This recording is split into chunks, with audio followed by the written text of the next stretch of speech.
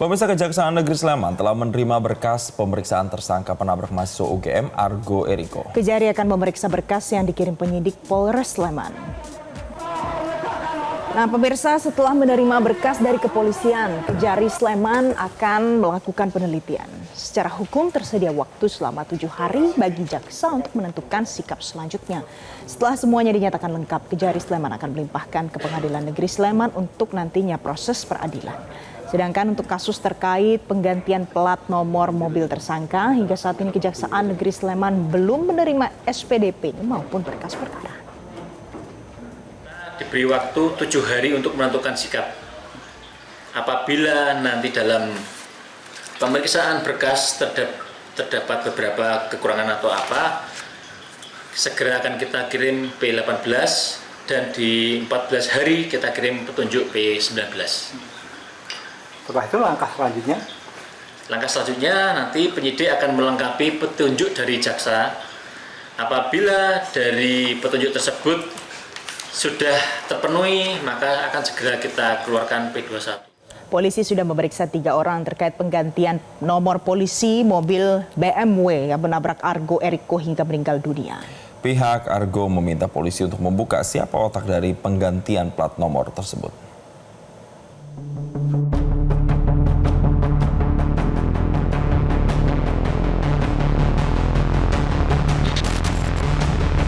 Tim kuasa hukum korban Argo Eriko Ajfandi menyatakan dari awal sudah menemukan kejanggalan soal penggantian plat nomor mobil BMW putih itu.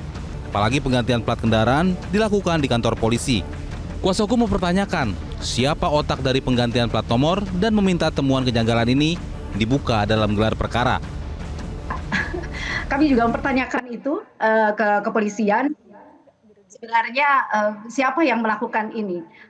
Dari pihak pelaku itu siapa? Itu yang penting. Jadi master of mind-nya ini kan penting. Siapa di belakang layar yang melakukan penggantian ini? Dan ini dilakukan pada saat barang bukti itu sudah berada di pihak kepolisian. Penggantian plat nomor dinilai masuk dalam perintangan penyidikan, sehingga polisi dapat mengusut motif terkait penggantian plat nomor ini. Yaitu adanya tindakan mengganti plat nomor ya.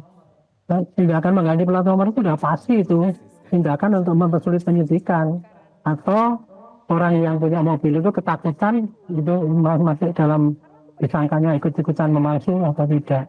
Jadi ini kasus ini sekarang polisi pasti akan mengarahkan pada 2 titik. Yang satu pada pengusutan kecelakaan lantas itu sendiri, dan yang satu lagi apa motif kejahatan yang terkait dengan penggantian plat nomor itu. Polisi telah memeriksa 3 orang terkait penggantian plat nomor dan membuka kemungkinan akan ada penetapan tersangka baru. Kapolresta Sleman menyebut 3 orang yang terlibat dalam penggantian plat BMW Cristiano adalah IV, WI, dan NR. IV mengganti plat nomor atas perintah WI dan NR, pimpinan tempatnya bekerja. Yang plat nomor B ini sesuai dengan STNK. Kemudian kita lakukan pengecekan di CCTV, setelah itu kita periksa yang bersangkutan. Rupanya yang bersangkutan mendapat perintah ya, dari pimpinannya di pekerjaan swasta. Mendapat perintah, kemudian dari 2 orang, inisial WI dan NR. Ketiganya sudah kita periksa semuanya. Sudah jadi tersangka, Pak? Ya, sudah jadi tersangka. Yang bersangkutan masih kita periksa. Ya, nanti habis itu penyidik nanti melakukan gelar perkara, apabila cukup jadi tersangka. Tapi kalau gambarannya ya pasti jadi tersangka. Kriminolog Adrianus Meliala menyebut penggantian plat kendaraan di kantor polisi ini menjadi pembelajaran bagi aparat untuk menjaga integritas dari barang bukti. Kenapa? Karena begitu kemudian ada sesuatu yang berubah saja, lalu kemudian diperiksa di pengadilan, maka lalu akan bisa 2 tuh iramanya tuh, bisa kemudian memberatkan tersangka atau terdakwa, bisa meringankan. Nah, maka sebaiknya pihak kepolisian menjaga betul ya status daripada barang bukti tersebut, jangan sampai ada satupun barang diambil ataupun ada semacam codetan sama sekali ya, karena itu tadi akan membuat lalu integritas daripada barang bukti tersebut itu kemudian terganggu. Saat kecelakaan, mobil BMW yang dikendari pelaku Cristiano menggunakan plat nomor F1206. Namun saat proses penyidikan, nomor polisi yang tercatat berubah menjadi B1442 NAC. Tim Liputan Metro TV. Pemirsa, mahasiswa Universitas Gadjah Mada hingga saat ini masih mendatangi patung Dewi Keadilan yang terpasang di halaman utara kampus Fakultas Hukum. Tidak hanya memandangi tumpukan karangan bunga saja pemirsa, para mahasiswa ini melantunkan doa mengenang perkawanan mereka dengan Argo Eriko.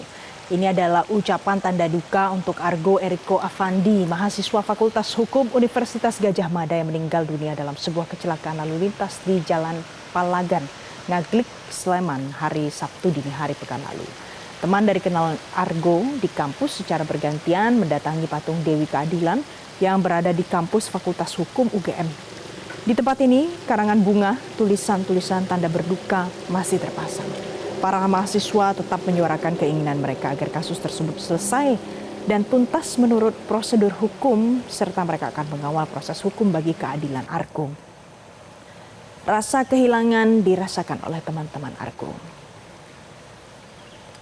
Saya ketemu hari Jumat terakhir, dia ada di Selasar itu lagi ngerjain kepanitiaan, terus kayak nyapa kalau dan terus